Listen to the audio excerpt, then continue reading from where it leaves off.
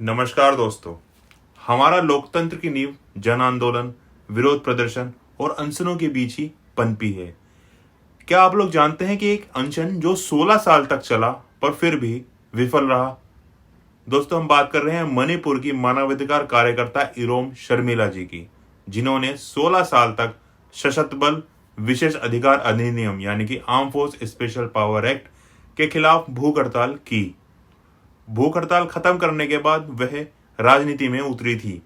वो इस उम्मीद के साथ चुनाव में उतरी थी कि जीत के बाद वे राजनीति में आएंगी और इस कानून को खत्म करेंगी। हालांकि ऐसा हो नहीं सका था, क्योंकि मणिपुर की जो जनता है उन्होंने संघर्ष की राजनीति की जगह उस यथास्थितिवादी राजनीति का चुनाव किया था, जिसके खिलाफ इरोम शर्मिला 16 वर्षों से लड़ रही थी और उन्हें मात्र 90 वोट ही मिल सके थे और उनसे ज्यादा वोट नोटा यानी कि नन ऑफ द अबव को मिला था। दोस्तों, मणिपुर की आयरन लेडी कहलाने वाली इरोम शर्मिला ने जिस कानून के लिए इतनी लंबी अपनी भूख हड़ताल की थी, वो कानून फिर से विवादों में है। अभी हाल ही में नागालैंड में arm forces special power act की शक्तियों को इस्तेमाल करते हुए एक घटना हुई, जिसमें 14 बेगुनाह लोगों की जान चली गई, जिसको सरकार सिस्टम का बहुत बड़ा इंटेलिजेंस फेलियर बता रही है। आइए arm forces special power act को समझते हैं कि ये है क्या और इसकी ज़रूरत क्यों पड़ती है, और अगर इसको हटा दिया जाए तो उससे क्या नुकसान होंगे देश के अंदर। दोस्तों, arm forces special power act AFSPA 1958 में एक ऑर्डिनेंस के तहत लाया गया था, जो 3 महीने के अंदर ही कानून बन गया था। Arm forces special power act उन राज्यों में लगाया जाता है जो अशांत होते हैं। अब अशांत कौन से राज्य कहलाए जाते हैं, ये समझते हैं। अशांत वो क्षेत्र होते हैं जिनमें विभिन्न धर्म के लोग, विभिन्न नस्ल के लोग, विभिन्न भाषा के लोग या क्षेत्रीय समूह या जातियां, उन समुदायों के बीच में मतभेद होता है या विवाद होते रहते हैं। इन विवादों के चलते राज्य या केंद्र सरकार उस क्षेत्र को अशांत घोषित करती है। दोस्तों, भारत में जब से संविधान लागू हुआ है, उसी के बाद से ही नॉर्थ ईस्टर्न राज्य या भारतीय सीमाओं पर स्थित राज्यों में बढ़ रहे अलगाववाद, हिंसा और विदेशी आक्रमणों से रक्षा करने के लिए ही आसपा लाया गया था। वहीं मणिपुर और असम में 1958 में ही इसको लागू कर दिया गया था, जिसके बाद इसमें कुछ संशोधन किए गए। उसके बाद असम हुआ, मणिपुर, त्रिपुरा, मेघालय, अरुणाचल प्रदेश, मिजोरम और नागालैंड, जितने भी 7 सिस्टर्स हैं, उन सब में ये आसपा लागू कर दिया गया था। ऐसा नहीं कि एक बार लागू करने के बाद इसको हटाया नहीं जा सकता है। जिन जिन राज्यों में स्थिति सुधरती रही, वहां से arm forces special power act को हटा भी लिया गया था, जैसे त्रिपुरा और पंजाब। और जैसे भी किसी देश में या कोई एरिया अशांत होता है तो वहां arm forces special power act लगाया जाता है, जैसे जम्मू और कश्मीर में 1990 में लगाया गया था, जो अभी भी लागू है। Arm forces special power act के तहत केंद्र सरकार राज्यपाल की रिपोर्ट के आधार पर ही किसी राज्य को या किसी एरिया को अशांत घोषित करती है और वहां पर केंद्रीय सुरक्षा बलों को तैनात करती है और उन्हें एक विशेष अधिकार दिया जाता है वहां पर अपनी ड्यूटी करने का या अपने ऑपरेशंस को कंडक्ट करने का। दोस्तों, एक बार अशांत घोषित होने पर क्षेत्र को कम से कम 3 महीने के लिए ऐसी स्थिति बना के रखना पड़ता है, यानी कि 3 महीने तक यह कानून लागू रहता है। राज्य सरकारें यह सुझाव भी दे सकती हैं कि इस नियम को किसी क्षेत्र में लागू करना चाहिए या नहीं चाहिए, या इसको हटा लेना चाहिए, पर उनके सुझाव का संज्ञान लेने में या ना लेने का अधिकार सिर्फ राज्यपाल के पास होता है या केंद्र सरकार के पास, यानी कि सेंट्रल गवर्नमेंट ही लास्ट इसकी सेंटिटी डिफाइन करती है।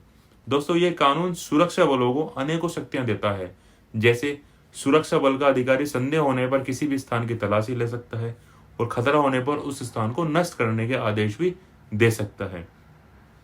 यह कानून सेना के जवानों को कानून तोड़ने वाले व्यक्ति पर गोली चलाने का भी अधिकार देता है, और गोली चलने पर यदि उस व्यक्ति की मृत्यु भी हो जाती है तो उसकी कोई भी जवाबदेही नहीं होती है, या ऐसा आदेश देने वाले अधिकारी पर कोई भी कार्रवाई नहीं हो सकती है। सशस्त्र बल किसी भी व्यक्ति को बिना किसी वारंट के गिरफ्तार कर सकते हैं। गिरफ्तारी के दौरान वे किसी भी तरह की शक्ति का इस्तेमाल भी कर सकते हैं। सैन्य अधिकारी गिरफ्तार किए गए व्यक्ति के संपत्ति को या उसके घर को किसी भी तरीके को उसकी जांच तलाशी कर सकते हैं बिना किसी वारंट के, और वहां पर बल का भी प्रयोग कर सकते हैं। ये अधिकार भी arm forces special power act में सुरक्षा बलों को मिला हुआ है। सुरक्षा बल किसी भी वाहन को रोक सकते हैं। गैर कानूनी ढंग से हथियार ले जाने के संदेह पर उसकी तलाशी भी ले सकते हैं। यदि किसी व्यक्ति को गिरफ्तार किया जाता है तो इस कानून में प्रोविजन है कि उसको नजदीकी पुलिस स्टेशन में पेश करना बहुत जरूरी होता है, कि उसे बताना होता है कि हमने इसको गिरफ्तार क्यों किया गया है। दोस्तों, इस कानून के समर्थक कहते हैं कि आतंकवाद प्रभावित क्षेत्रों में या जो भी राजद्रोह के मामलों में आर्म फोर्सेस ने को इस कानून ने जो शक्तियां दी हैं वो बड़े अच्छे से काम कर रही हैं। इस प्रकार यह कानून देश की एकता और अखंडता की रक्षा में योगदान दे रहा है। अशांत क्षेत्रों में कानून व्यवस्था और शांति बनाए रखने में इस कानून के प्रावधानों ने बहुत ज्यादा भूमिका निभाई है। इस कानून के माध्यम से मिले अतिरिक्त अधिकारों के कारण ही जो हमारे सशस्त्र सीमा बल हैं उनका मनोबल बढ़ा है। साथ ही साथ जो इनके विरोधी हैं वो यह तर्क देते हैं जैसी जितनी ज्यादा शक्तियां सशस्त्र बलों को मिली हैं वो उनका दुरुपयोग करते हैं। सशस्त्र बलों की मिली अत्यधिक शक्तियां उन्हें असंवेदनशील और एक गैर पेशेवर फोर्स यानी कि अनप्रोफेशनल फोर्स बनाती है, जिसका कारण है कि उन पर फर्जी एनकाउंटर, रेप, मोलेस्टेशन जैसे आरोप भी लगते हैं। तो दोस्तों, यह कानून मानवाधिकारों का उल्लंघन करने के साथ साथ नागरिकों के मूल अधिकारों का भी निलंबन करता है, उनका सस्पेंशन करता है। जो इसका विरोध करते हैं वो लोग ये मानते हैं और बड़ी तेजी से आवाज उठाते हैं कि जिसकी वजह से लोकतंत्र की जड़ें कमजोर होती हैं। जब विरोध होता है तो सरकार इसकी जांच भी कराती है। तो यही हुआ था कि 2004 में arm forces special power act के लिए एक कमेटी बनी थी। इस कमेटी ने भी यह सजेशन दिया था कि इस कानून को निरस्त कर देना चाहिए, क्योंकि ये दमन, घृणा और शोषण का एक प्रतीक बनता जा रहा है। दोस्तों, arm forces special power act के लागू होने की बहुत सारी आलोचनाएं हुई थी। मानवाधिकार संगठन इस कानून को बेरहम तक बता चुके हैं। संयुक्त राष्ट्र ने भी भारत से आग्रह किया था कि भारत जैसे लोकतांत्रिक देश में arm forces special power act का कोई स्थान नहीं है, इसलिए इसको रद्द कर देना चाहिए। अब नागालैंड की घटना से एक बार फिर समय समय पर सिर उठाने वाला arm forces special power act का मुद्दा सतह पर आ गया, यानी कि वो जमीन पर वापस उभर गया है। अर्थात आम नागरिकों के अधिकार और सैन्य कर्मियों के अधिकार तथा arm forces special power act की उपयोगिता और व्यवहारिकता का मुद्दा। आतंकवाद प्रभावित क्षेत्रों में arm forces special power act की महत्ता से इनकार नहीं किया जा सकता है, लेकिन साथ ही साथ इस तरफ भी ध्यान देना जरूरी है कि जो हमारे डिस्टर्ब एरिया हैं उनमें डिकेड से ये कानून लागू है, तो क्या हम लोग जो हमारे टारगेट्स थे वो हमने अचीव किए या नहीं किए। ऐसे में संतुलन बनाने के लिए मानवाधिकार के उल्लंघन की जो घटना है उनको देखते हुए इसकी समीक्षा तो होनी चाहिए और की भी जानी चाहिए। पर दोस्तों, जो संवेदनशील इलाके हैं जहां देश की सुरक्षा, अखंडता को बाहरी दुश्मनों से यानी कि बाहर के दुश्मनों से भारी नुकसान है या खतरा है, वहां इसको हम लोग हटा भी नहीं सकते हैं।